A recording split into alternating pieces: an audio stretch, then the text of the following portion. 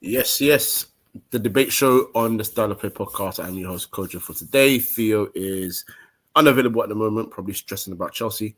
But I am here with someone who's also stressing about his club, Basil. I'm anxious about my club as well. So right now, this feels more like this is a therapy podcast more than an actual podcast. Fortunately for us, the people that are joyful are not on this podcast recently. Because they all support one club. I'm not even gonna say the name. It just annoys me, but at least they're having a good time. That's how you doing, bro? Been all right. I mean, it wasn't a great weekend for my club, but yeah, I've been good. Good. Well, we'll briefly touch on the weekend. I think the biggest, shock result was your loss at home to West Ham, 1-0, courtesy of a Jared Bowen goal. Now, obviously, me and you have gone back and forth this season about, I feel like we are on the level playing field of, even though, for example, I defend Odegaard more and sort of you are on his case a bit more. At the same time, we also kind of understand where Arsenal's issues are, and it came to the table yet again. What's your sort of your brief analysis of what happened on the Saturday? It's just difficult, Arsenal, and it's funny because I'll touch on something first. I'm surprised people have gone back to reverting to blaming the board. I don't understand how people blame the board, because when you actually take time to think about it, the board have done what they needed. They've supported Arteta. Look how much money they've invested in a lot of players for Arteta. A lot of those players have not worked, but people go on the board haven't supported the manager they have. And obviously, people talk about January. I kind of understand, as time has gone by, right? I've kind of understood the board's stance on that, because ultimately, think of it like this. When you have a manager that has wasted money on players that have not worked out, why would you then support him again in January? I mean, for me, it seems like there's a breakdown of trust. Because think about it. They gave him money to spend in the summer, and those summer signings haven't worked out for Arteta. Now, January comes, and he's calling for, unless Arteta's going to say, listen, I need more money, need more players. They'll go, hold on. Why should I give you more money when the money we've given you over the last maybe 2 transfer windows hasn't truly worked out?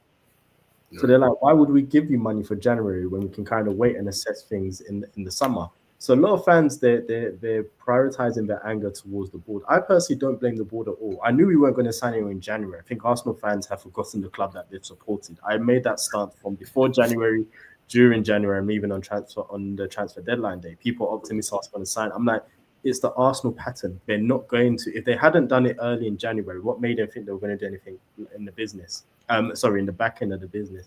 But at the same time, I can understand their stance, because you have a manager who's, for me, talent ID is not great. It's not great. So they're probably thinking, well, even if Arteta has identified players, why should we actually invest resources in players? Why should we support him in bringing in those players when we've given him that responsibility, it hasn't worked out? And secondly, I think one of our biggest problems we have as to why we lost on the weekend is the manager, and it's wholly down to the manager. His setup and style of play doesn't work. As I've said this years ago, I said we'll be found out, and when we're found out, you need to have a pivot. You need to have a plan B, because our teams have 2 to 3 years worth of analysis to see how Arsenal play and their style of play. And ultimately, we've got to the point where we've been found out, and he just doesn't know how to adapt. You can't continue going into every match trying to do the same tactics, which is slow build up, put it out wide, and try flinging crosses. Teams have cottoned on how to defend against that, so he needs to find different ways of playing. And I solely put that defeat down to Arteta, even look at the substitutions he made. For me, they were quite ridiculous. We need a goal, and you're bringing on 2 players who play left back. I've never seen Zinchenko play central midfield for us ever. But yeah, you're bringing on Zinchenko to play central midfield, and then Miles Lewis-Skelly to play left back when you need a goal. Ultimately, Sterling is there, and I sat there and I said, well, you can't do any worse with Sterling on the pitch. He's our only attacking outlet, and you don't want to bring on your only attacking outlet to get a goal. For me, it tells me everything I need to know about the manager. And he'll still be there next season, but personally, he needs to be gone in the summer. For me, he's taken us as far as he can, and there's nothing more he can do. I mean, he spent a lot of money. These are all his players that he has brought into the team. This is his setup. What more do people expect? No, that's fair. That's fair.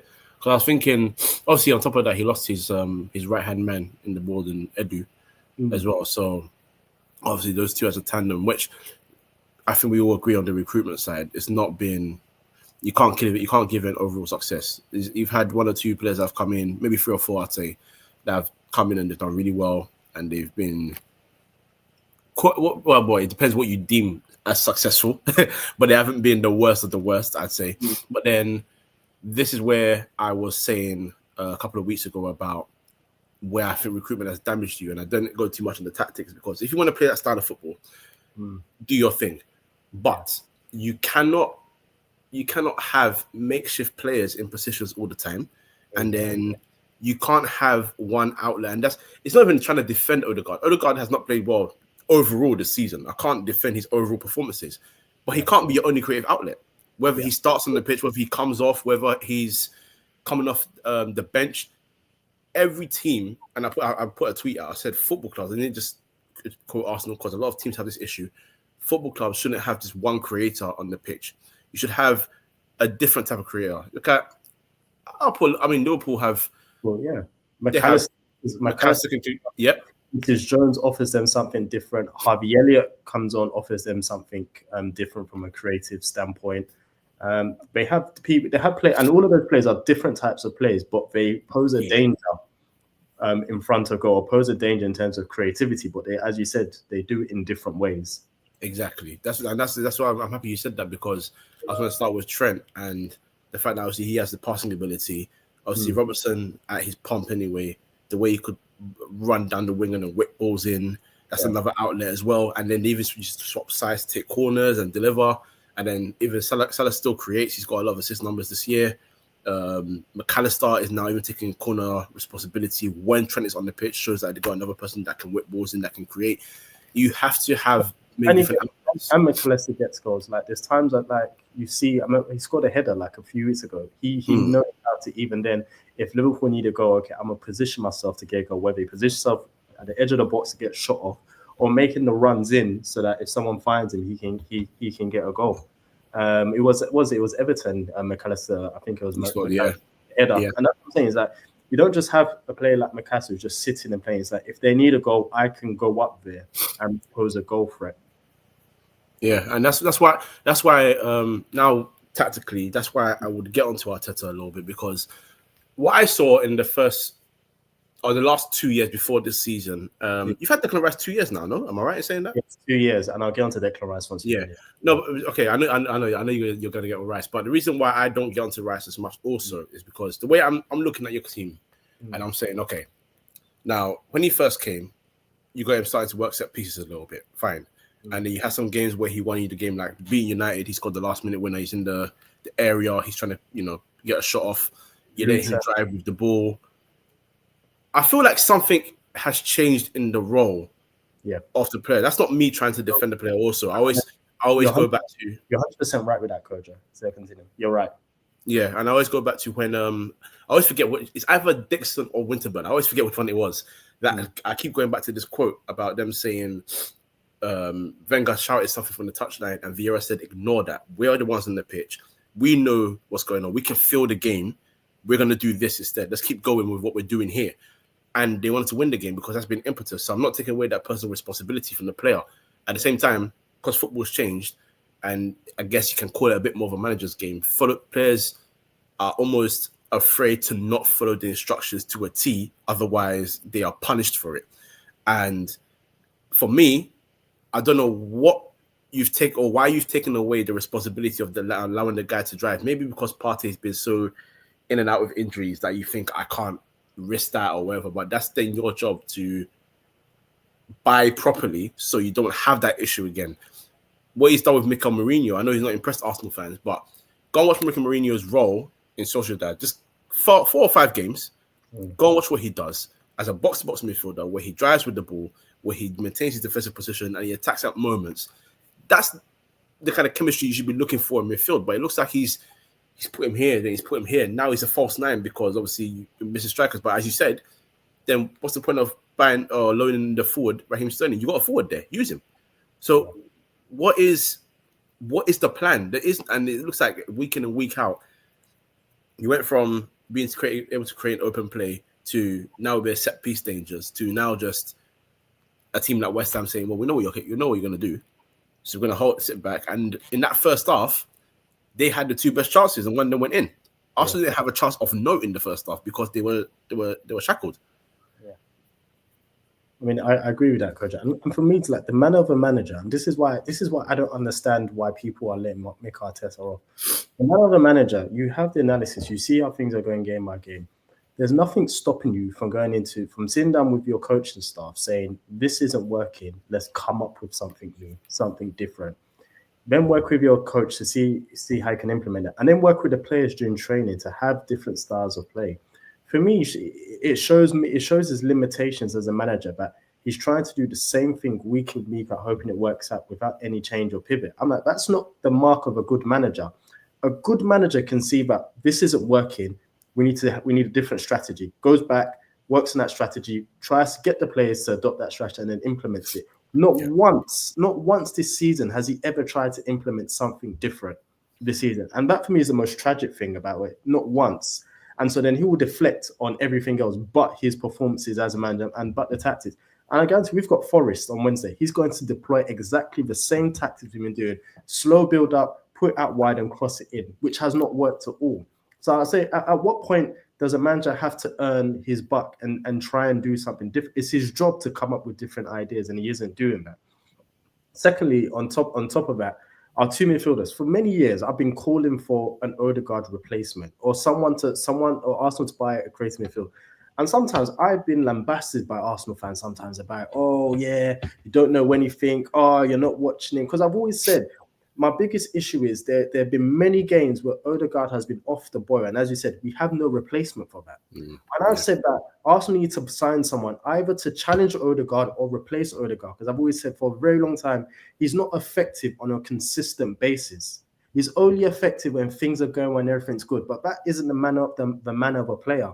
Even Bruno Fernandes, as bad as he is sometimes a footballer, when things are going bad, is still trying to do things. Now, it may not come off, but Bruno Fernandes isn't someone that is trying to do things when everything's good.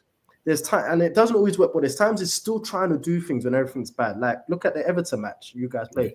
Wasn't his great game, but he's still trying to put a shot off. He's still trying to get involved. He's still trying to make that pass. Odegaard just does not. He goes missing. Doesn't want the ball. Doesn't want to be involved in anything. And I've always said we've needed an attacking midfielder for the last 2-3 years who can either replace him when he's not playing well, or if he's not playing when he started, we can take him off and bring someone else who can do that. That player could potentially be Nwaneri long term. Unfortunately, because of our injuries, he has to play out wide because there's no other wide man Arteta trusts. Secondly, I've said from the very, very beginning, us spending that money on Declan Rice was going to hinder us it wasn't even bringing in Declan Rice. It's the amount of money we spent on Declan Rice. Yeah. Because 105 million on a player blows your budget. Arsenal don't spend like Chelsea or United or sometimes City where they're going to buy 5-6 players. They have a limited amount of budget, and 105 million took a lot of our budget. I think that season we needed 2 or 3 players, and we spent a lot of that budget on one player. And I never saw the value because as we're seeing now, I've always said, for me, Declan Rice is not a game changer. If you're going to spend I'm sorry to say, people defend him. I'm like, if you're going to spend 105 million on a player, he needs to be a game changer. This period where Arsenal have been dropping points is a period where you want your 105 million pounds to step up and at least do something, influence the game in some way, whether that's creating, whether that's scoring a goal, whether that's posing a danger. For me, Declan Rice doesn't do any of that. He just looks good as part of the fabric of the team. But I never look at him and think, you're a difference maker. And that's what I get onto Declan Rice a lot, because I'm like, that's just money wasted. We spent 105 million pounds on a midfielder who doesn't influence or impact games for Arsenal. It doesn't make a difference in games to take Arsenal to that level where they can properly compete. Can I ask you a question I said briefly. We're done 15 minutes so far. But no, just to add to that. Sorry. Obviously, I said earlier about there's something that's in the role that's changed. So, do you think that's the manager now hindering the player, or is the player just not given that extra? Or it could be a bit of both, I guess. But not even that. I'll end on this. The issue is the manager changing his role has done one thing. It has highlighted his limitations as a player. Because what Arteta is doing is misprofiling him. For me, Declan Rice should be the defensive midfielder. Nothing more, nothing less. What Arteta is trying to do is he's pushing him more forward, trying to give him more freedom to do things he doesn't have the ability to do. People talk about as a powerful driver. He's not a powerful driver. Because for me, a powerful driver is someone who can run past players. What Declan Rice is good at doing is running with the ball in space unchallenged. That's what he's good at doing. So when you see him driving, he's running with the ball in space unchallenged. How many times have we seen Declan Rice try to dribble past play? He doesn't have it in him. Declan Rice's creativity just isn't there. So he's in a role where he has license to be a bit more creative. He doesn't have the creative nuances that players in that position, like a Cole Palmer has, for instance. He doesn't have that in the role he's playing. And secondly, his passing is limited. He's a decent passer when there's no pressure, but he doesn't know how to handle the ball under pressure. So what this change of role has done, which people don't realize, is it's highlighted more his limitations. And for me, Arteta needs to put him further back rather than further forward because he's ineffective in that position, because he doesn't have the skill sets required to play in the position Arteta wants him to play. Fair. Well, then, see, this is my thing about this is why it's not that I'm afraid to criticize footballers, because I feel like a lot of footballers sort of hide actually behind the whole thing of like, now that managers they want to follow instructions to a T, that they don't like to grab the game by the scruff of the neck. I think they like to hide. But this is also my issue with sometimes when it comes to rating players. And I'm not going to go on a Phil Foden route, for example, but I don't think Phil Foden was even Player of the Year last year, but that's besides the point. He's been given this tag of a creative midfielder. I've never seen this guy be a creative midfielder ever. He gets into spaces, he plays 1-2s, he gets into decent positions, he can get some goals from midfield. If he gets assists, they're not going to be, crazy through balls or, crazy crosses. He's intricate. He's very close 1-2 play. Yeah. But you're calling him a creative player, and then he goes to play for England. I criticize his performances for England. I think Fabregas was right to criticize performances, but at the same time, if you're going to play him on the left, then you should expect him to play like a left winger. Don't say go and start on the left and then just roam wherever you want. It doesn't make sense. Yeah. So what are you looking for from the player? And this is where my issue is with a lot of players now and managers. And on this final point, and that's the issue you have with this generation of players and the old generation. Old generation players, they wanted the ball. They're like, give me the ball, let me create something, let me do my magic, right? These new players that we have, this generation, don't do that. So what happens is they hide behind all the excuses. As soon as there's online excuses to defend, then they read it, they hide behind that. No one wants to take accountability for their own performances and what they do specifically on the pitch, which is why, relating to what Maresca was saying about, I need players who want to do something, who want to create, not just Cole Palmer. It really is. Yeah. And that's reflective of this generation. Everyone's willing to hide behind other players doing more of the heavy lifting for them, and then take praise when they kind of get on the end of things, but everyone does a heavy lifting. And when those players aren't performing, there's like, I don't want to be seen, so we'll all be bad together in a way. And then say like, okay, he's not performing, let me step up and do something. Yeah, it's something that Sir Alex and Arsene Wenger used to. I mean, I know Arsene Wenger, let's say 2008 onwards, it kind of obviously went away, but I remember those two, they always spoke about character, and when they were signing a player or talking to a player, they wanted to see what their characteristics were when they were talking to the person, because you can kind of almost tell that if they go on the pitch, even if they're like a squad player, not a key man, if I put you on the pitch, I can trust you to go out there to try and make an impact. Yeah, if we go back to those players, for instance, you can have Van Nistelrooy will make a difference. If he's not making a difference, Rooney will make a difference. If Rooney's having enough, Ronaldo will make a difference. If Ronaldo, they're having enough day, Nani will step up sometimes. Yeah.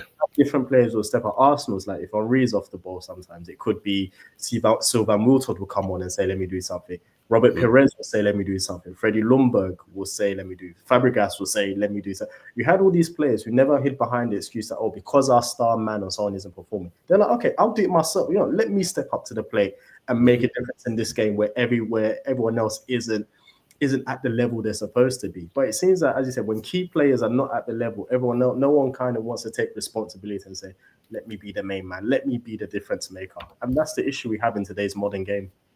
Yeah, I agree. I completely agree. All right. Run through the rest of the weekend's games. Leicester lost 4-0 at home to Brentford. I reiterate, I don't know why Ruud van Nistelrooy took this job in the first place. That's a dead man's job. I'm not going to lie to you. They were going down from the moment they stepped into this league. Bournemouth 0, Wolves 1. That one kind of surprised me. Southampton 0, Brighton 4. That surprised nobody. Fulham 0, Palace 2. Entertaining game on Sunday. Newcastle 4, Nottingham Forest 3. Back to Saturday. Everton 2, Man United 2. All I'm going to say is this, because every United game has the same analysis at this point. All I'm going to say is this. It says volumes about what I say, and it's not me being a whole I told you so. But when the captain of the club comes onto the press conference and says, yeah, so at halftime, he looked at us and said, why are you guys not following the game plan? Why are you not doing the basics? Go out there and wake up. And what happens when they woke up? They score 2 goals. Bloody hell. So it's not Amaroon, it's the players again. But there you go. Ipswich 1, Tottenham 4. We spoke about Arsenal, West Ham already. Theo isn't here, but Villa 2, Chelsea 1 again. That's what you alluded to about him talking about Cole Palmer. There was a moment in the game where actually Cole Palmer did actually miss a chance. I think he should have scored, but there was a moment in the game where Palmer again received the ball and players are just statuesque. Yeah. And sorry, I forgot about the big game of the weekend. Man City 0, Liverpool 2. But I'm not gonna lie to you, I wasn't surprised by any of that. Were you? No, no. The only thing that surprised me is just how comfortable Liverpool were in that game. So, and it's funny because I hear Arsenal fans are the funniest people ever, and I really dislike a lot of my fan base. So Arsenal fans, a lot of them say, "Oh, Liverpool didn't play well. They won, they didn't play well." I'm like, Liverpool played very well in terms. Okay, it wasn't an exciting Liverpool all attack, but I think if you look at how Liverpool managed that game, that was an excellent performance by Liverpool. They were threatening, they were controlling, and they were defensively well-shaped. That, for me, is the markings of a very, very good performance. People are like, oh, yeah, Liverpool didn't even play well, but they won. I was like, no. If you watch the game properly, they played very, very well. Tactically, it was fantastic from Liverpool. There was moments where they controlled the game, controlled the possession. There was moments where they were very dangerous. And there was moments where it's like, okay, City, you have the ball. Defensively, our structure is going to be more or less impeccable. And they absolutely were superb from goalkeeper all the way to their forwards.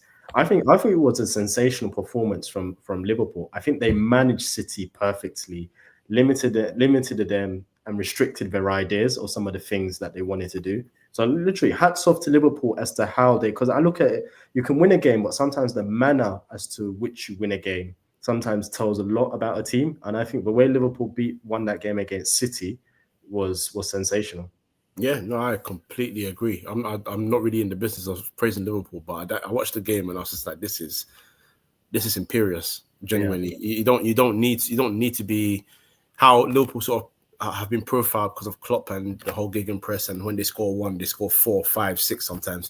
Yeah. Sometimes you need to score 1 or 2 and just call it a day. Especially you've got a team that's going to try and do everything to score goals because City have struggled in the last 5 months.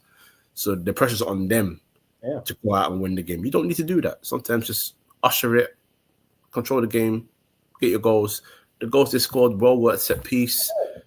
You know, and I'll say this, and here's what's more impressive by Liverpool, and here's the difference between Liverpool and Arsenal. So Arsenal lost on the weekend, and anyone could have forgiven Liverpool for going out there and say, we'll take a draw, because even though they dropped points, a point is still a point game. Because if that was Arsenal, I think Arsenal potentially would have drawn that game if the shoe was on the other foot, because if we draw well, we're still ahead of them. But Liverpool still went out there with the fact that Arsenal lost and went and got their 3 points to extend that advantage. And I think that was also impressive about Liverpool as to as to the fact that, okay, Arsenal dropped points, we need to extend it, and they went out there against one of their biggest rivals and did that. Yeah. Now, just before we leave that game, after the game, there was some analysis of Sky Sports. The game was on Sky Sports. And the post-match analysis was Roy Keane, Michael Richards, Daniel Sturridge, and the man of the moment, Jamie Carragher. Now, I am going to bring up his comments here. I'm going to read them out word for word because they've been put up here. Let me just move that out of the way. Okay. So he said, I think the problem, oh gosh, I don't want to use notifications. Here we go. I think the problem is the fact that he's with Egypt and he's probably not playing in the major tournaments such as, or maybe got a great chance of winning like either it's the Champions League or the major tournament. Obviously alluding to the fact that because he's playing for Egypt, he doesn't think that the AFCON Cup of Nations is a major tournament. And a lot of people have been quite furious about that. Richard Keys, for one, Richard Keys done a lot of things in the past as well, so I'm not even going to go there. Ahmed Ahmadi. And I think Salah has responded, actually. Oh, wow. I don't know how old these comments are, but they're saying he's responded. So, no. This is old. This is old. Okay, no. I'm not gonna repeat this. But Salah at the time, obviously, because he's playing for his nation, he's like, I'm happy to be here. This is play. Now I want to hear your. I'll say what I feel like I want to say, and then I'll let you obviously do your thing. International tournaments.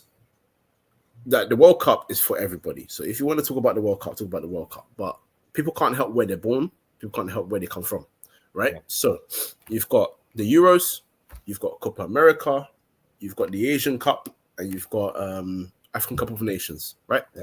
And all of them are major in their own rights because they represent the continents. They are continental trophies. Exactly. So if France win the Euros, it's seen as a major trophy because it is a major trophy. Yeah. When Ivory Coast and Egypt were going back and forth, especially Egypt, when they were winning African Cup of Nations back-to-back with El Mamadi and all those guys in the past, Zaki and them lot, it was major because it's a major tournament. South Korea with the Asian Cup, same thing. Copa America, whether it's Argentina, Brazil, Colombia, whoever else has won in the past, it's major. Yeah. Because you, as an individual, maybe don't watch it. I know Carragher for a fact doesn't watch that tournament, to be quite frank. He doesn't watch that tournament or he's not interested in it. He's a Euros guy. He doesn't watch Copa America. That's a fact as well. Yeah. Just because you don't watch it doesn't mean it's not deemed to be major. Yeah. Just because you guys don't think that Syria is now one of the best top 3 leagues in the world doesn't mean their league is not a major trophy. It's a league title. Yeah. And this is become a theme in football where it's because either it doesn't have the eyes that maybe this one or this one has, or maybe because 5 people here are not watching it, but only one person is watching it. Doesn't mean it's not major. African football as a whole can obviously do more to showcase the tournament more and give it more eyes. And, we should be putting more pressure on the broadcasters here to show it, because before it was a Eurosport, and then Eurosport lost it, and then it becomes a thing when you're watching on a red button thing, and it should be actually shown and broadcast on TV. And it's also criticized because it's mid-season, so people hate it because it interferes in their club's league season. Yeah. But for the players, it means everything to win for the tournament of their nation within that continent. So for him to sit there and pretty much just belittle the tournament, especially after being trying to help my coach is trying to help you. Exactly. Just so you know, because he told you people are going to get mad about this. So just so you know, it's a major tournament, and you go and pull a face, as if to say, really, that you're joking, right? Like you're killing yourself. But you have your say, bro. It's English ignorance of the highest order. I can understand what he's trying to say, but the biggest issue you have is the articulation. So even if you didn't mean it the way people perceived it, it's how you articulate your point. And then for me, what's worse about Carragher is even worse when people bring it up as to, because even I remember he even called Rio Ferdinand a clown. Yeah. I was just like, and I said Rio Ferdinand eloquently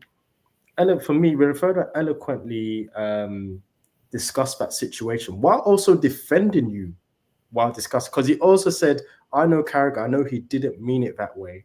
and then giving you your correction. And you went and called the man a clown. I'm like, did you not watch the clip in its entirety? Because what he's highlighting is it's the manners to how you said it.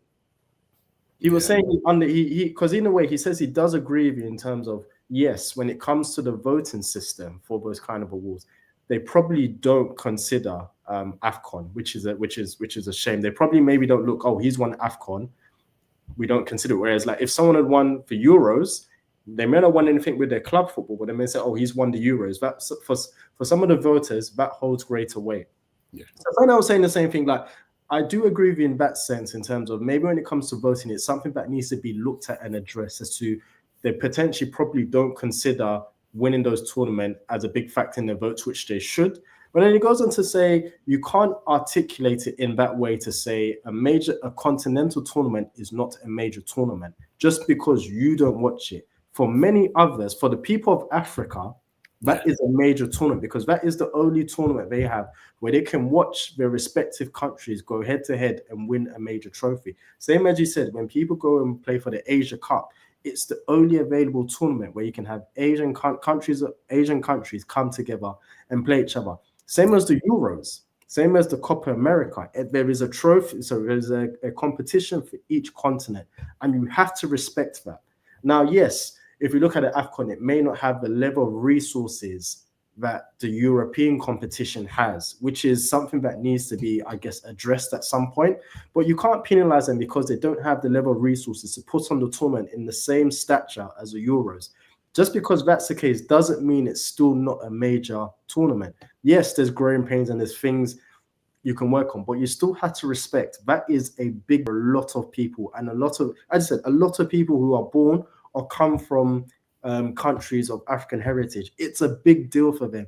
And as people say, there's nothing greater than representing your country because it brings a nation together. And trust me, it's a big deal for a lot of people. So for you to say, oh, it's not a major tournament, like, how dare you? How dare you?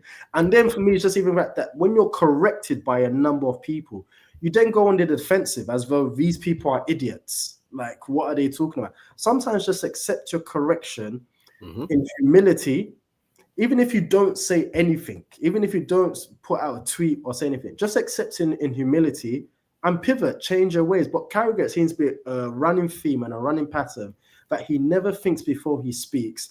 And then when he's corrected, it's a big issue. This is why he has the balls to be on the CBS coverage and say those comments regarding Thierry Henry and Kate Abdo, which caused a whole bunch of issues. Yeah.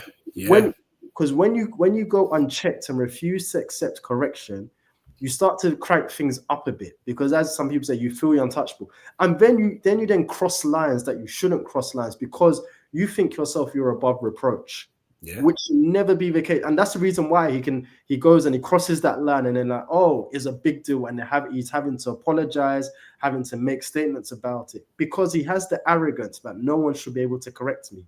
And as human beings, we have to have the ability to be corrected when we make those kind of mistakes. And that's where Carragher needs to learn his lesson. He can't continue like this. And I'm surprised the likes of Micah Richards and Thierry Henry do not have a word with him about some of the things that he continually says. Because I'm like, it's getting to the point where it's ridiculous. There is. I think they do. I think it's obviously with CBS. I take CBS seriously because they really do have really good analysis there. Yeah. Unfortunately, the things that are mostly highlighted are the funny moments. Which I don't mind. We don't mind as well because it's good to have a bit of a. It's nice to watch. It's quite relaxing to watch. It's entertaining to watch. Right? So there's no problem there, and I think they do. But I think in that moment on Sky Sports where Micah Richards has checked him, I think he's done that because he's like, look, I've probably spoken to you about this in the past previously. You're not hearing it, so I'm trying to tell you to stop. It's major. And then you pull a face, and then Daniel Sturridge has to step in and be like, look, it's a fact. Yeah. It's a fact. And you're still you sat and looked at the camera again. Like it's people are trying to help you here. Use your head. As you said, the Rio Ferdinand one just made me laugh because anyone that listened to that, Rio Ferdinand didn't criticize you once for what you said. He basically defended you, but just corrected how you said what you said. And you called him a clown. Like you're just doing it to yourself. But as you said, when you're not G-checked, you continue to do things, and you do. Go on. Yeah, only saving grace for him was that the host of Sky Sports kind of cut the conversation to kind of like take it to a break and bring things to an end. Because if he didn't and that conversation continued, I can only imagine how much worse it would have been for Carragher. Because I can see him cranking up the arguments a bit more where it would have created a lot more issues than what he already did. Yeah, well, it took him almost 12 years to apologize for the Luis Suarez thing. So there you go. So that in itself, Anyway, but yeah, he's a disgrace. Talking of disgrace, I want to go to the Turkish league very quickly. Okay, right. I don't even know where to start with this one. So where do you start? So Jose Mourinho, ever since joining Fenerbahce, has and usually when players and managers talk about corruptness, I'm a bit like, okay, calm down a little bit. Everybody breathe. Fans as well. I'm like, just calm down. That's a big thing to say. But anyone that watches the Turkish league, and ever since the day he said, I was warned by Fenerbahce about the corruptness of that club, and the reason why more people don't watch this league in England is only my son that watches the Turkish league is because of nonsense like this. Ever since that day, I've just kept a silent, quiet eye on Galatasaray games and Fenerbahce games to see if because Fenerbahce get away with quite a lot as well, but just to see what's going on. And I'm not gonna lie. Yeah, some of the decisions I've seen clips come up. I'm like, okay, he's got a point. Now, he's called out the referee before the game, and I think it's after the game. He said the only thing worse than a Turkish referee in the game is another Turkish referee,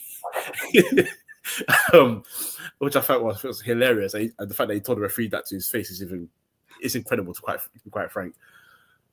He has said that after every decision or after every foul, the opposition bench were jumping up and down like monkeys. Now, again, I'm going to make this point, and I don't care how people feel about this here because it's funny to me. Go and watch that, and genuinely, they are jumping up and down like monkeys for everything. It's crazy for everything. Now, we all know Maurice Mourinho. We've seen him in England. We've seen him in Portugal. We've seen him in Spain. We've seen him in Italy. And this is a guy that has also championed African football as a whole. He's made comments such as, if we stopped these guys playing for European countries, an African team would have won the World Cup a long time ago, because he sees it. He sees the potential. That's not me saying that when people say that it's impossible for them to be racist. Of course they can be. But is Mourinho really, if you're going to pull up something on him, this is your angle?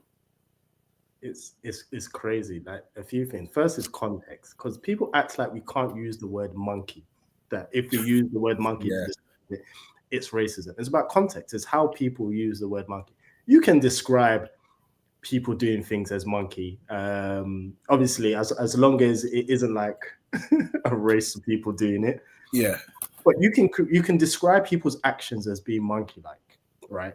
Without it being racist, because just because the word monkey in itself isn't a racist word, it's the context as to how people are animal. It's animal. So if they're jumping up and down, you can say, hey, they're jumping up and down like monkeys. That's fine. That in itself isn't racist. It's just like, hey, their actions are similar to this. I'm describing that's what their actions were like. So for them to go to the further extent of saying it's racism, I'm like, it diminishes what racism is if you're going to weaponize it in that way.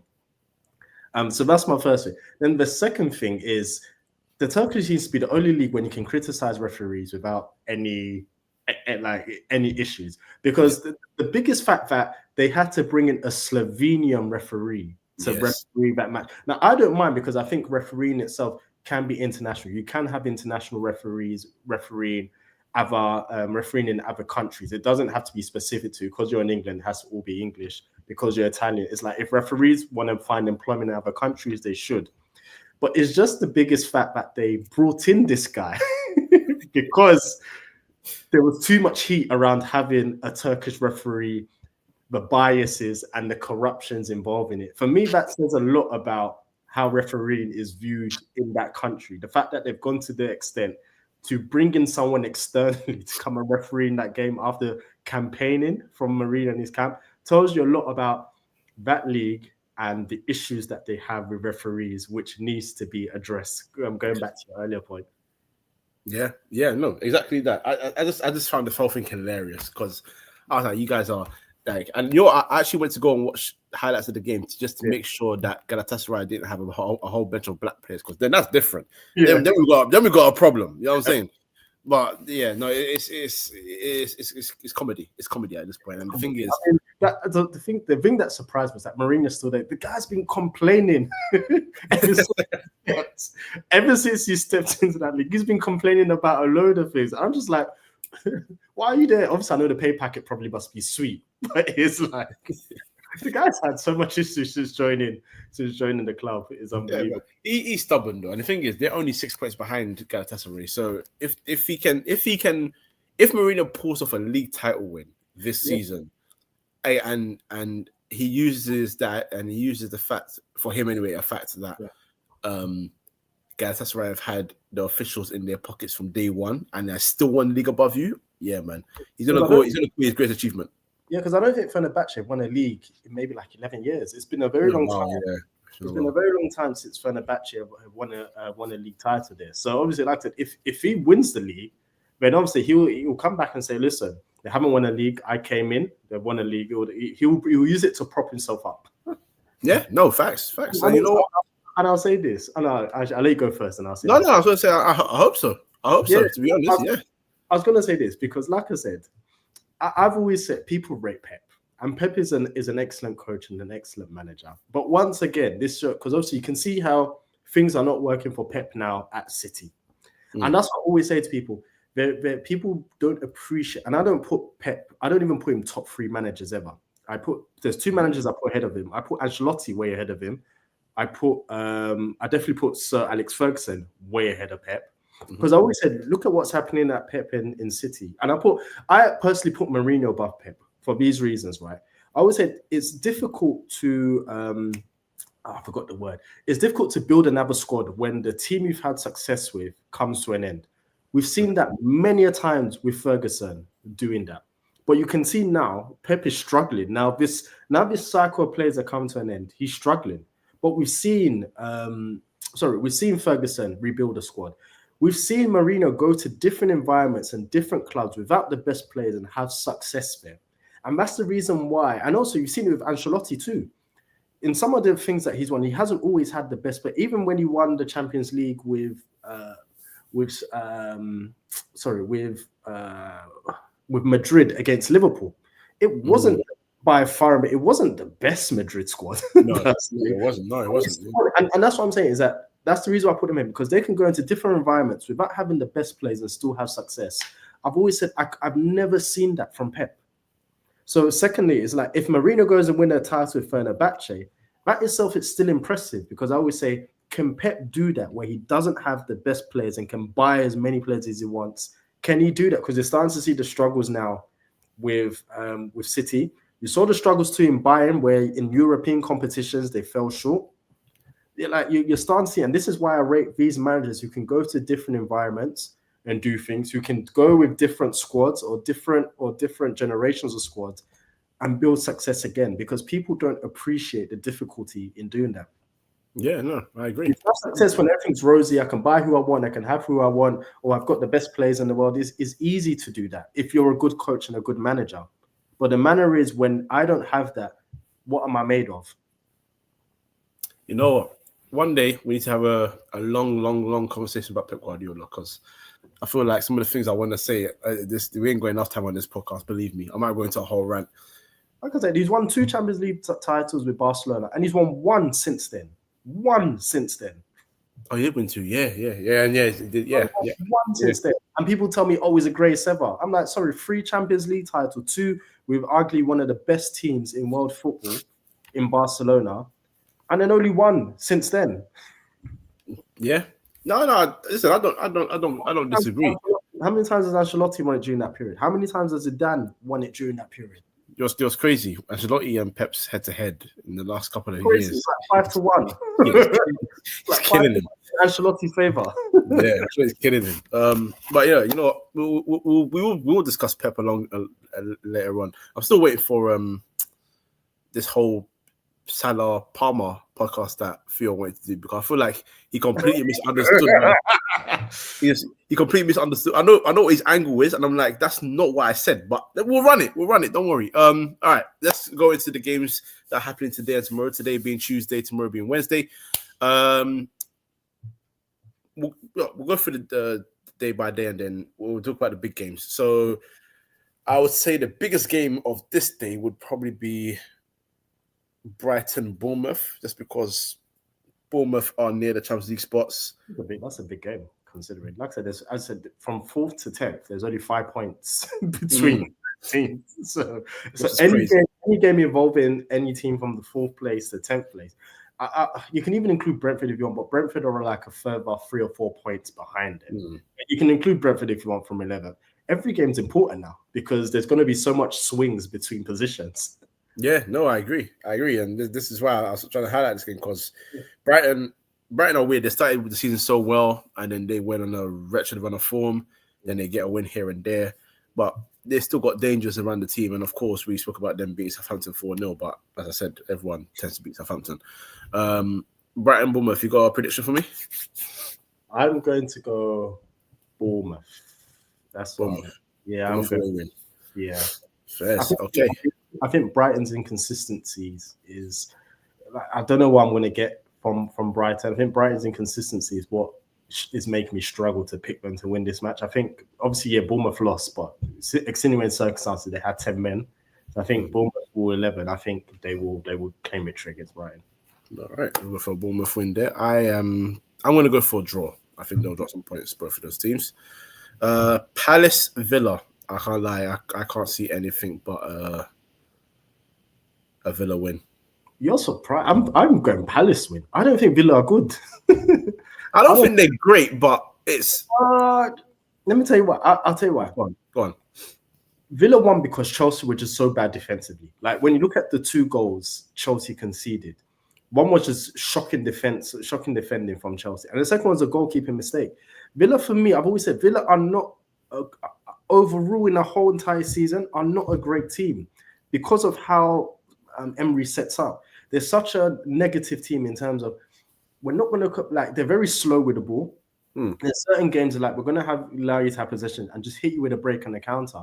They're not a front foot team, and I think that counts against them because what that does is it gives teams opportunities. I think the Palace are in such good form. I think they're going to beat Villa, personally. I think Palace have picked up form that has gone under the radar, but I think they're going to beat Villa, personally. I think Villa are so inconsistent. That's why I think Palace are going to win. No, fair. You know what? All right, that's fine by me. It's not that I think Villa are even like great or a lot better than Palace. I don't think they're actually a lot better than Palace. I think Palace are very underrated. I think it's just taking them a bit of time to get into their groove again. But Palace's form has gone under the people have gone under the radar with Palace's form and how they picked up form, and that's the reason why I think Palace are going to win. Because even some people didn't even have Palace winning on the weekend. True. Actually, yeah, true. I completely forgot about the game, and I was weirdly surprised when I heard it was 2-0. But Fulham are not incredible, so I shouldn't have been surprised by that. To be fair, talking of Fulham, they go away to Wolves. Now this one, what are you saying? I'm going to go just slightly Fulham. I think Wolves will make it difficult now because they know at the back end they need to pick up points. I think Fulham might win that 2-1. That's what I think. Fulham 2-1. All right, I'm going to go Wolves 2-0. Yeah. Now, I said every team beats Southampton, but it seems like Chelsea like to do banter every now and then. 8:15. Chelsea Southampton. Now I'm just gonna say this straight up, right? I'm expecting a 5-0. Yeah. I'm just gonna call a spade, but with Chelsea, you just never know who's gonna show up. Chelsea are bad, but they're not. But Southampton are bad. Exactly. I agree with you, Coach. I think it's going to be an absolute spanking. I think Chelsea could hit them for 4 or 5. Damn. Yeah. Well, I'm happy to go with that. I think Palmer's going to score about 4 or 5 goals in this game, and then people will be like, "Oh, he scored 4 in his last 5," and like, no, that's not really how it works. That's not really how it works, guys. But sure. But yeah, all right, I'll go for Chelsea as well. Now, the next day. I'm gonna go for the 3 big games first, and then we can go for the other games either. I say 4 because it's a bit of a relegation 12 pointer there. As much as I don't want to admit it, but there you go. Let's go for the relegation 12 pointer first. Man United, Ipswich. I know it's because Man United again. You should be like, oh man, I should do it. On paper, man, but the way United play, that's my biggest issue. The way United, because initially when you said it first, Coach, my first one was going, oh Man U, but then I realized that's not how, that's the way Man U have been playing. I don't know, because I think Ipswich are so bad. I think there'll be goals in this game from both clubs. Ipswich are so defensively bad, they'll give United a chance. But at the same time, that United defense, honestly, it scares me. And obviously, Ipswich have players that can hurt you. So, listen, I don't want to go an Ipswich win. I'm going to go Ipswich win, but I'm so on the fence about giving an Ipswich win. Because it could potentially be a United, it could be a draw, it could be United. I just don't know what United team is going to turn up. So I'm just going to go safe and go Ipswich win. And the only reason why I'm saying that is not because I dislike United. It's only because I think United defense are just that bad. I think Ipswich will create chances and score 1 or 2. So I'm just going to go Ipswich win just because of the United defense. If your defense was a bit better, I probably would have gone United win. Yeah, and even that one, it would have been like a 1-0 United. 1-0, exactly. Yeah. We're not really great at scoring goals. I'm going to go United win because honestly, I'm sorry, deal with this, please deal with it. But what I will say is what you said about the defending, just very quickly, because we didn't talk about the Everton game too tough. Yeah. And again, it's the team as a whole. Defensively, it was weird. Like the first goal, the Everton header is going out towards like a goal kick, and Masraoui heads it back into the danger area. Like it's just stupidity. But if I see Maguire and Onana looking like this again with no one, like Maguire baffles me genuinely. Like all the criticism aside, all the banter aside, if you are 6'4" and you are built the way he is, there is no reason for you to keep getting bullied in the air by. I know Beto is not a small boy. I know Doucouré is not a small boy, but you have to hold your own. Why are they bullying you off in air? That should be your forte. You know what it is, Coach? It's football intelligence, but it's more anticipation. His anticipation and reactions are very, very slow. Yeah. So that's the thing. So if he has time and he knows what he's doing, he would most likely win a header. What he does he reacts very slow, and his anticipation is just not there. So when that ball goes up into the air, he's just reacting slow, and there's no anticipation. And obviously, when you have players who can anticipate things better for you, that's the reason why the Doucouré's goal, he can get up above him, because Maguire's anticipation has always been so. Whether the ball's in the air, whether the ball's on the ground, he anticipates things very, very slowly, which is one of his biggest issues, which is why he can get bullied in those instances. There you go. Well, you better wake up this weekend, because unfortunately we have to play. We have got our defenders are out injured or they're ill. I'll say this, Kojo, right? I say one thing where United have let themselves down, right? And they should learn from Arsenal is giving players extensions and contracts. Because what people say, we may need them or maybe want to get a fee of them. It doesn't work like that. Sometimes you need to rip off everything and start again. And sometimes if that means letting players go on a free, let them go on a free. If you have to take that loss to start again, take that loss. Because sometimes it's more painful having these guys still there than it is letting them go. Arsenal, we've had to learn it the hard way, where we've had players there for a long time. And because they're there, we can't bring in players. And at some point, you start to see with Arsenal, then we let them go for 3 million, or we let them go on a free. That frees up space for you to build your squad again. Giving Maguire a 1-year contract extension, as much as people like to defend and give excuses to why, I'm like, that for me tells me United are not ready to change. You need to, if these players are not good enough, if you have to cut your loss and say they leave on a free, let them leave on a free. Thank you. You have to start again. The first thing you do before you have to get rid of these players to bring in, because one, if they're occupying space because of numbers, or even two, because of finances, because people forget wages are still an outlay of finances for clubs. Some clubs can't do things because we don't have the finances, and wages play a big factor as to why clubs are unable to maneuver in certain ways. So if he's on a high wage, get him off your books. Don't give him another year because, maybe we need him because we still need the numbers or we still need this. No, get rid of him. They're out. Yeah. Simple. Oh, Basil. Oh, man. You're preaching to Sure, the gospel. how many contract extensions would you give that guy? Should have been right. gone a long time ago. Fred was there too long. Scott McTominay's thriving at Napoli. He was there too long. So at some point, you just have to say, we have to identify who needs to go. If the contract's coming to an end, happy for you to go at the end of your contract and start again. There you go. I couldn't have said any better myself. Thank you very much, Basil. Thank you. Right. I'm happy I didn't have to rant about it. You did it yourself. That's fantastic. All right. Big games. Tottenham City. What do you say for that one? Do you know what? Yeah. At first, when I saw it, I thought City win, but then I thought, no, because Tottenham at home always gives City problems. Always.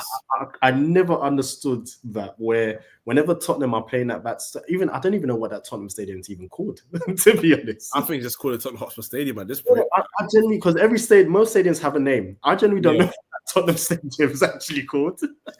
But yeah, every time City play away to Tottenham, even if they do claim victory, it's always hard fought. Tottenham always give them a game at that stadium. So because City are in such bad form, I'm going to go draw.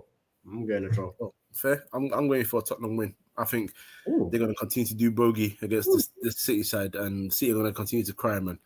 And get ready for another weird Pep selection. By the way, I don't understand this guy. I'll quickly say this about Pep, right?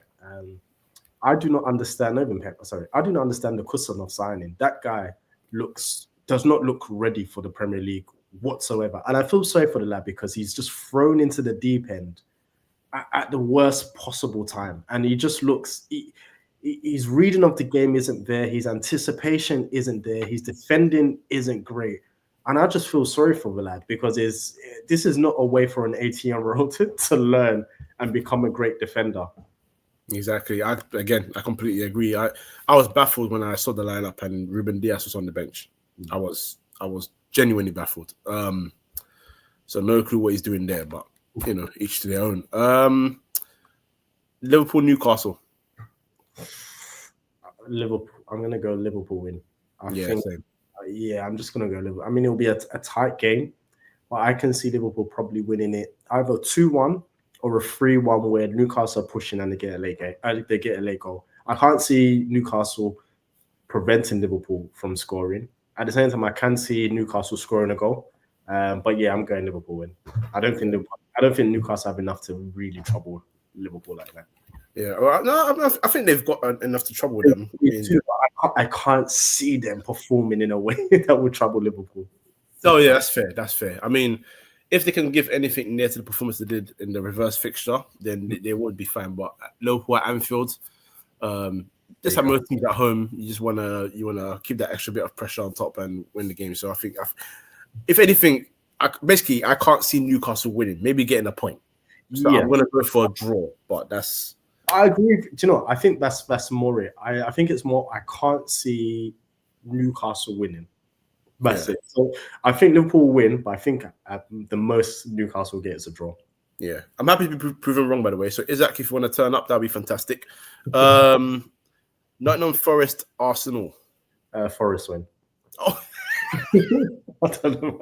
Like, isn't it? That honestly, that's not even me. But that's just me removing my biases away from the fact I'm an Arsenal supporter and objectively looking at the game, how Arsenal are playing and how Forest are playing and setting up. Forest are defensively solid and will hit Arsenal on the counter. Arsenal won't have any attacking threat to really worry Forest. And like I said, Forest will do exactly what every other team has done. So they will play a low D block and then they will have their wingers just fly and obviously hit Arsenal on the counter. And I can't see Arsenal keeping Forest at bay. So I think Forest will probably win that game 2-0, personally. Fair. No, to be fair, honestly, I don't know where the goals are going to come from Arsenal. That's my. This is. I was going to say. If I was going to give any sort of analysis, is the fact that Nottingham Forest defense. I know they conceded 4 on the weekend, so it'll be weird to say that they don't really concede goals. I know they've had one or two heavy defeats this year, but with you not having a 9 or anyone that's like a pure sort of attacking threat in that middle area, you might be giving Milenkovic and Murillo a very nice day. and that's a problem. And with set pieces, you might be meeting your match because as much as Gabriel is good going forward, Milenkovic, he doesn't score many headers, but he's a threat all the time. Chris Wood is a threat all the time in terms of aerial battles. So it's going to be an intriguing clash.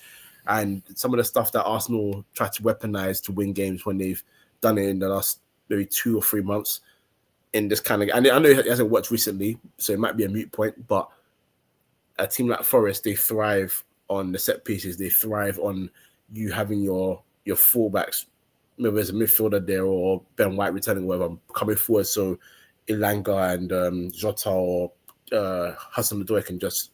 Yeah, and Morgan Gibbs White will also bomb on too. It's true, and dry past midfield. I've always said that when you look at what hurt Forest over the weekend, it was the directness of the Newcastle players. So Gordon was getting the ball and just being direct running. Murphy on the other side. Isak getting the ball. So that's the thing. Isak doesn't just get the ball, hold up and wait. Isak gets the ball and turns. He'll get it as soon as he sees the space and he turns. And that's what hurt Nottingham Forest over the weekend. Just the directness and how quick Newcastle were able to play the ball forward and obviously bomb on with speed. Arsenal don't play like that. Which is why I was going to what you said, it will fall into Forest's hands. We don't have direct wingers who are going to get the ball and carry it direct. We don't have a centre forward who can take the ball and run direct at the defenders. Arsenal is very slow in front of you. That is going to absolutely suit Forest to a T. It's like, oh, your wingers aren't going to attack us? Fine. Or your wingers are going to run and then cut back and pass it back? That's fine. If you're going to fling it into the box, that's fine. When we get the ball, just know what we're going to do. And fly. Callum Hudson-Odoi is going to fly. Wood is going to be in that area to say, okay, cool. If that ball's coming in, I'm going to be a danger there. Morgan Gibbs White is going to fly forward. Yeah. No. This is what I'm saying. I don't disagree. Like, it's crazy to say, but it's one of the ones I'm looking at. I'm like, they can genuinely just give you hell, and it could be one of my favorite words in football, a drubbing. It could be a drubbing. Right. Last 3. Oh, this is the last 2? Last 2 games. Yeah. Midweek game. Brentford, Everton. What you got for that? I've got a draw. I think Everton. I think Brentford scored, but I think Everton are in good form where they will also get goals. So I can see that one being a draw. Yeah, I've got Everton. I personally would like a Brentford win, only just to make that top 4 battle. Yeah, very much spicy. So I personally would want Brentford to win, just so that at least then there's more chaos for whoever wants 4th place below. Yeah, I think it'll be a draw. I think Brentford will just about sneak it. I think they've been out of form recently, but I think they needed that win just to get the juices flowing again. So I think they'll sneak a win. And last game, West Ham Leicester. I don't think anyone's going to really care for this game. Do you know what? I'm going to be nice. I want to go Leicester victory. I think Leicester need points. So. They definitely do. Well, they need points. So yeah. You can be nice. Ruud van Nistelrooy, I'm so sorry, man. I'm so sorry. Again, I don't know why you took this damn job, but I see you conceding another 4 goals, man. I'm so sorry. And Bowen's going to get 3 of them. I'll say this. Yeah. Managers shouldn't always be desperate for jobs. And that's what I'm saying. Sometimes take your time. So same is like, as you said, assess it. I don't know why managers are so quick, but, oh yeah, job on openings come. I'm going to take the job. Sometimes look at the situation job and see, hey, is this conducive for me to succeed? That Leicester job was never, ever set for him to succeed. So sometimes if you just need to take it to a time, even if you need to go back into coaching of some kind, go back to coaching, refine your craft a bit more, and then wait for the right opportunity to come, which is why I like when managers do that. People have been good, like Zidane. I don't know if Zidane's come back into coaching, but how many times have we seen Zidane next to a job, Manchester United, this and that, and he probably says it like, nah. Yeah, exactly. Why would I go there? Why would I go there? It's not right. That's my thing that hurts about Ruud, because you started with PSV and you did a great job there. You did a really good job, and even when they got rid of you, it was negative press for the club because they're like, why are you clashing with someone that's doing so well? And you were one of maybe 4 or 5 people as a whole that came out of the sort of Ten Hag era at United with a positive light, because the players spoke highly of you, and when you were the caretaker manager, you had more positive results than negative. So you didn't have to... Performance-wise, it was even better too. Exactly. So you didn't have to almost walk into a job like that. You can just assess, take your time and be like, no, this is the right place. And also start in the summer. Forget all this mid-season nonsense. Because this is it's not gonna work. It's just not going to work, and it's gonna be bad on your name. Yeah, I'll give you 2 examples, Kojo. 2 examples, both in the French league. Liam Rosenior started off in Hull. Hull sacked him, and a lot of people did say like, oh, that sacking was a bit unfair at Hull. He's gone to Strasbourg, doing well in Strasbourg. I think they're like 7th or 8th in the league. He's doing well at Strasbourg. Same with Will Still. Went to Reims, did a fantastic job at Reims. No, so Strasbourg I think Strasbourg were 8th. I know they played each other and they drew 0-0, Strasbourg and Lens. But Will Still went over to France, did a fantastic job at Reims. Then gets the Lens job, and he was 7th in the league. Obviously, I don't know if that's changed after this weekend, but before this weekend games, 7th in the league with Lens, and they're saying he's doing a fantastic job there. And that's what I mean. Sometimes take your time with your appointments and how you're building your career. Don't just jump because the first opportunity comes. I just don't understand why he's done that. I'm baffled. So when people talk, I always use those 2 examples. Those guys are making the right appointments where it's the environment is right for them to learn effectively, for them to build themselves, learn different things about themselves, learn different things about tactics and teams, and look at that. Because then there's no pressure. They don't have to go up there and say, oh, I need to keep up. They don't have to go up there and say, oh, I need to be top 4. It's like, oh, we can build and learn a bit more and then take incremental steps. Like I said, Will Still went from Reims, did very well with Reims, he's now at Lens. Incremental steps. Simple as that. Ah, man. Ruud van Nistelrooy, man. This hurts. You know what's crazy? Yeah. My 2 favorite strikers in Premier League history, Thierry Henry and Ruud van Nistelrooy. Management, I can't say management's not for Ruud because you started well, but now, because of this bloody game and how people, especially in this country, if you fail at a club, they look at you as if like you're the worst manager on earth. Now they're gonna look at you like, it's jarring, man. You guys, allow it.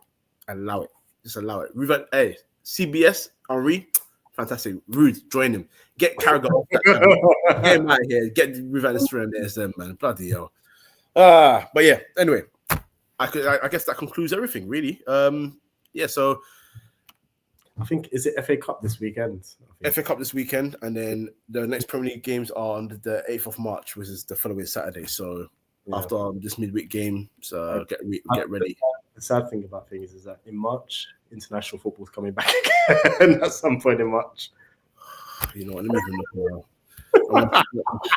We're having so much fun, and then international football. Okay, so so literally after the 16th of March, there's going to be no Premier League games until the 1st of April. So I'll tell you what, I'm going to start booking my holiday. I suggest everybody does the same because God, I hate international breaks, man. Pointless. But yeah, I guess that concludes everything. For anyone that's listening live or anyone that listens anytime before, I think the game today is at 7:30. So if you listen to this before 6 p.m., make sure you do your FPL team and don't be like me, who didn't do his FPL team on the weekend, but for some reason got 81 points. Hey, we'll take it. We'll take it. But don't forget to like, comment, subscribe, all that good stuff. You can follow us on our socials. I'm sure it'll be in the link somewhere. But other than that, Basil, thanks for joining me again. And everyone else have a lovely day. And what was I going to say? There's something I was going to say. Oh, you know what? Hoyland, you've not scored in 16 games. If you make it 17, get out of my life. Peace.